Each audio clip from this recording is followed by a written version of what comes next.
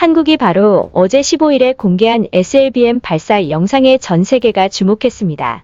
청와대는 한국군이 3,000톤급 잠수함에서 SLBM 발사 실험을 실시했다고 전했고, 미사일은 수중에서 발사되어 계획된 거리를 비행해 목표 지점에 정확하게 명중했다고 공표했습니다.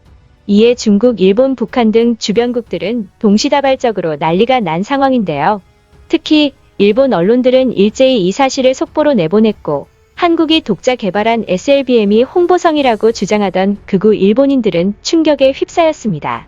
일본 언론들은 한국의 군사력을 극히 경계하며 한국이 바다에 독침, SLBM 수중 발사에 성공했다. 한국의 SLBM은 전력화 계획에 따라 곧 실전 배치될 것이다. 게다가 한국은 세계 최고 무게의 탄두를 탑재한 탄도 미사일과 스텔스 전투기에 탑재할 예정인 공대지 미사일, 초음속 순항 미사일까지 발사에 성공했다. 한국은 미국에 의존하지 않는 자주국방을 내걸고 있다라고 설명하였고, 잠수함에 장착하는 SLBM은 적대 세력의 인근 바다까지 몰래 접근하고 주요 시설에 발사할 수 있는 무기라는 점에서 동아시아의 군사 균형에 심각한 영향을 끼칠 것이라고 전했습니다.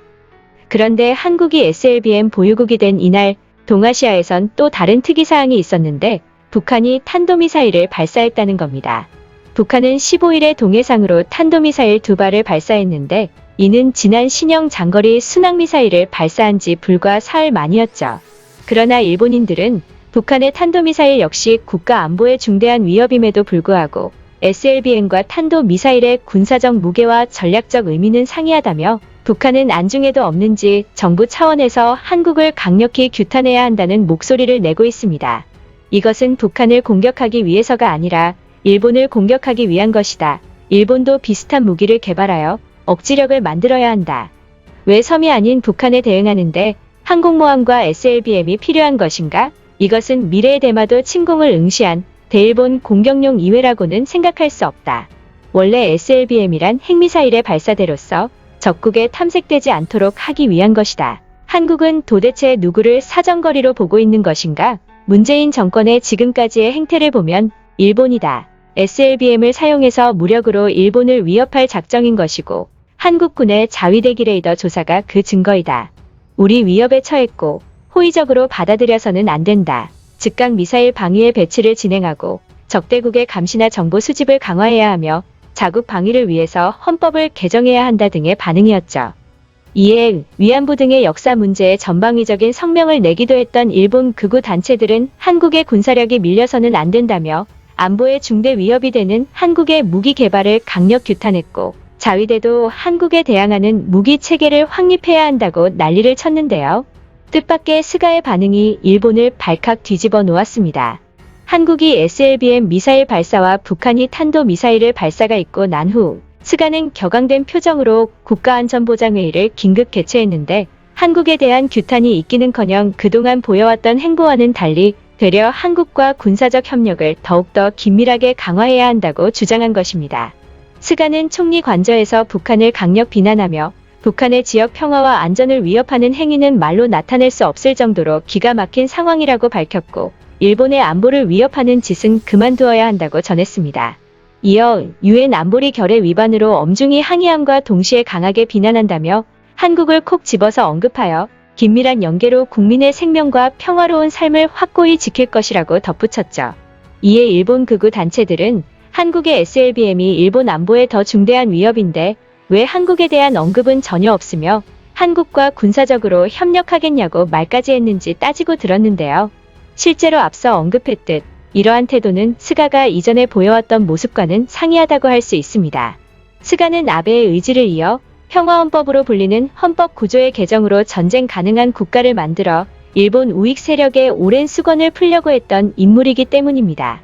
더군다나 일본이 헌법을 개정하려고 했던 이유에는 한국과의 갈등이 큰 비중으로 차지하고 있으며 스가는 과거 일본에 국익에 해를 끼치는 것을 막기 위해 헌법을 개정해야 한다고 주장했었습니다. 당시 한국과 일본의 독도 갈등이 절정으로 치달은 것을 고려하면 스가가 국익에 해를 끼치는 세력으로서 한국을 지목한 것이라는 분석이 나오기도 했죠.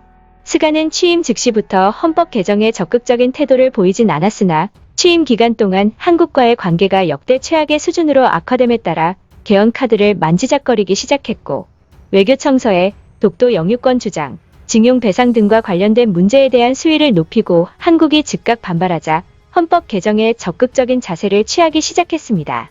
게다가 외교청서를 새롭게 발간하고 나서 현재 헌법은 제정된 지 70여 년이 경과해 시대에 맞지 않는 부분이라며 당의 수건을 이루겠다고 했죠.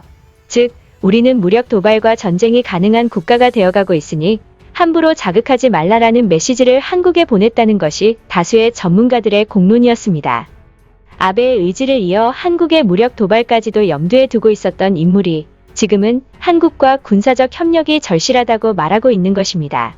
이에 극우 단체들은 스가는 벌써 한국의 SLBM과 초음속 미사일에 쫄아버렸다며 더욱더 강력한 극우 인사를 총리직에 앉혀 한국에 강경 대응하고 일본의 군사력이 한국을 능가해야만 한다고 주장했는데요. 그러나 한편으로는 한국의 군사 기술력을 따라잡기에는 이르다며 국제적 흐름에 따라 한국과 협력하는 쪽으로 가는 것이 옳은 방법이라고 말한 일본인들도 있었습니다. 해당 사안에 대한 자세한 반응 알아보겠습니다. 스가는 아무리 봐도 총리로서 적합하지 않은 사람이다.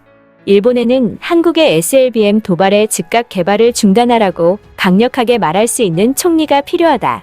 한국이 북핵을 억제하기 위해 SLBM을 개발한다는 것은 엉터리라는 걸 모두가 알고 있지 않은가? 이것은 국제적 명분을 생각하지 않고 큰 소리를 해야 하는 것이다. 한국은 최근 몇 년 동안 일본과 갈등을 겪으며 군사력이 급격히 강해지고 있다. 한국이 개발하는 모든 것들은 일본을 의식하고 있다고 생각할 수밖에 없다. 일본은 SLBM을 개발할 수 있는 능력이 없는 건가? 지금이라도 일본도 SLBM 개발에 착수했다는 보도가 나왔으면 좋겠다. 일본 정부가 한국의 길을 죽일 수 있는 무언가를 생산해내고 있기를 믿는다. 결과적으로 스가가 총리를 연임하지 않는 것은 일본 국익에 큰 도움이 될 것이다. 스가는 한국의 기가 죽어버렸다. 외교에는 심리적인 부분이 국가 간의 관계에 중요한 영향을 미친다. 미국과 소련은 서로를 두려워한 것이 냉전 시대의 진실이고 그래서 그들은 서로를 공격할 수 없었던 것이다. 그런데 한국에 겁먹었다는 걸 공식적으로 티를 내면 어쩌자는 말인가. 스가가 현명한 것일 수 있다. 한국의 미사일은 명분상으로만 북을 향해 있을 뿐 마지막 종착지는 일본일 것이다. 과연 지금의 일본이 한국의 군사력을 감당할 수 있을까?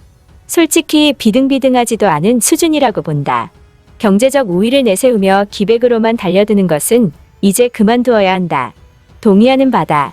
내년이면 아마도 한국의 군사력 순위가 일본을 능가할 것이다. 나는 경제력은 밀려도 군사력만큼은 밀리지 않아야 한다고 생각한다.